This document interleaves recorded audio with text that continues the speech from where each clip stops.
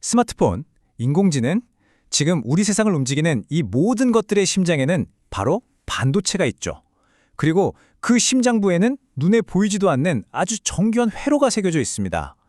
오늘은 바로 그 기적을 가능하게 하는 기술, 포토레지스트의 비밀을 한번 파헤쳐 보겠습니다. 자, 한번 상상해 보세요.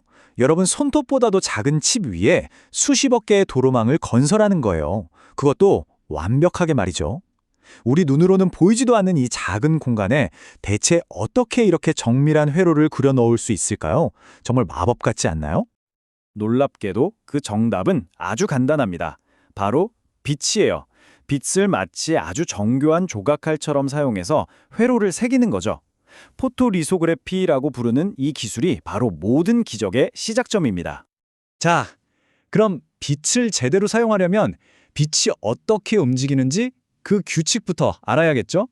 제어하려면 일단 이해를 해야 하니까요.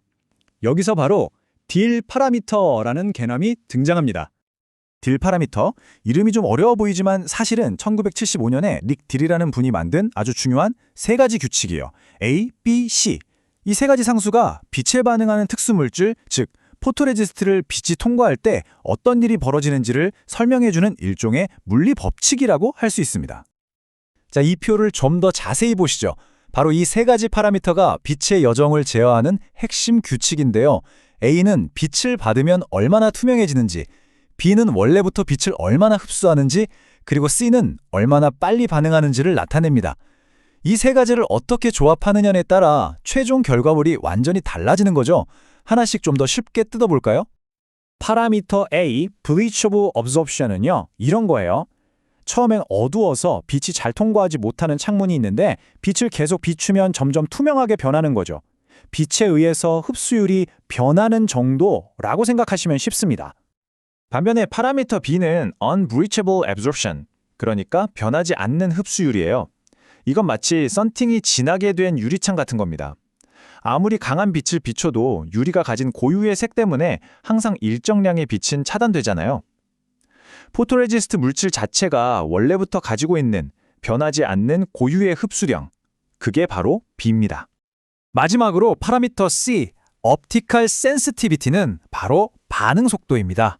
빛을 딱 받았을 때 얼마나 빠릿빠릿하게 화학 반응을 일으키냐는 거죠. 폴라로이드 사진처럼 바로 찰칵하고 결과가 나오는지 아니면 서서히 변하는지 그 속도를 바로 이 C가 결정합니다.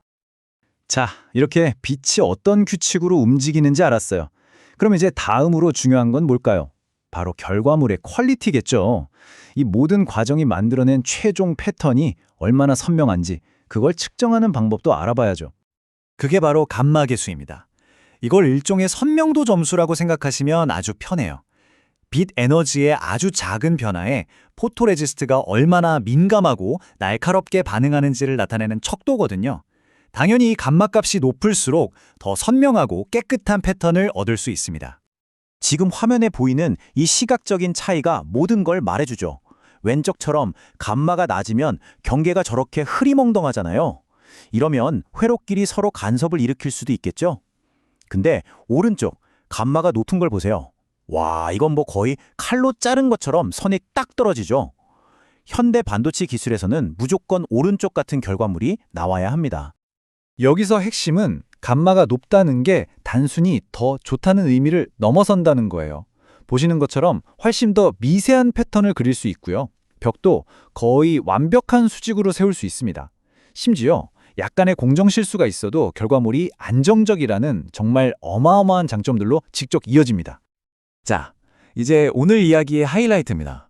앞에서 말한 딜 파라미터와 방금 본 감마가 어떻게 서로 영향을 주고받는지 이 둘의 관계를 한번 들여다볼게요. 이 둘은 절대 따로 노는 개념이 아니거든요. 이 둘의 관계를 정말 기가 막히게 표현한 말이 있습니다. 바로 딜 파라미터와 감마 계수는 최종 패턴의 품질을 결정하는 서로 맞물려 돌아가는 두 개의 톱니바퀴와 같다는 거죠. 정말 멋진 비유 아닌가요? 어느 한쪽 톱니바퀴가 삐걱거리면 전체 시스템이 망가지는 겁니다. 이 과정은 완벽한 인과관계의 사슬을 보여줘요. 첫째, 딜 파라미터 A와 B가 빛이 어디까지 얼마나 들어갈지 조건을 딱 설정합니다. 둘째, 그 빛이 닿은 곳에 화학적 변화의 밑그림이 그려지겠죠? 그리고 마지막으로 바로 이 감마가 그 보이지 않는 밑그림을 얼마나 날카롭게 실제 물리적 패턴으로 조각해낼지를 결정하는 거예요. 그러니까 딜이 설계를 하고 감마가 그 설계도대로 완벽하게 시공을 하는 셈이죠. 완벽한 팀플레이입니다. 구체적인 예를 한번 들어볼까요? 만약에 딜 파라미터 A와 B 값이 너무 높아서 빛을 중간에 너무 많이 흡수해버리면 어떻게 될까요? 당연히 빛이 포토레지스트 바닥까지 도달하지 못하겠죠? 그 결과는 보시는 것처럼 위는 넓고 아래는 좁은 이런 경사진 모양의 엉망인 패턴이 나와버리는 거예요. 딜 파라미터 설정이 최종 패턴 모양에 얼마나 직접적인 영향을 미치는지 아시겠죠? 지금까지는 이 모델이 정말 잘 작동해 왔어요. 그런데 말이죠, 기술은 계속 발전하잖아요? 이제 우리가 물리학의 거의 끝자락까지 와 있는데 여기서 또 새로운 도전 과제가 생겨납니다. 요즘 최첨단 반도체 공정에서는 EUV라는 기존과는 비교도 안 될 정도로 에너지가 강하고 파장이 짧은 빛을 쓰거든요. 근데 이쯤 되니까 우리가 지금까지 믿어왔던 이 고전적인 듀얼 모델만으로는 설명이 안 되는 이상한 현상들이 나타나기 시작한 거예요. 이제 우리의 이론 모델도 함께 진화해야 하는 시점이 온 거죠. 그 새로운 도전 과제가 바로 스토캐스틱스입니다. 말이 좀 어려운데 쉽게 말해서 EUV처럼 너무 강력한 빛을 썼을 때 생기는 예측 불가능한 무작위 오류 같은 거예요.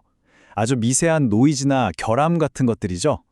지금 전 세계의 과학자와 엔지니어들이 바로 이 문제를 풀기 위해 머리를 싸매고 있습니다. 자, 오늘 우리는 빛의 경로를 정하는 규칙인 딜 파라미터, 그리고 그 결과물의 선명도를 결정하는 감마 계수에 대해 알아봤습니다. 이 둘의 시너지가 어떻게 완벽한 회로를 만들어내는지 보셨죠? 하지만 이제 우리는 원자 단위의 세계, 그야말로 기술의 한계에 부딪히고 있습니다. 이 한계점에서 빛을 제어하기 위한 다음 혁신은 과연 무엇이 될까요? 여러분의 생각은 어떠신가요?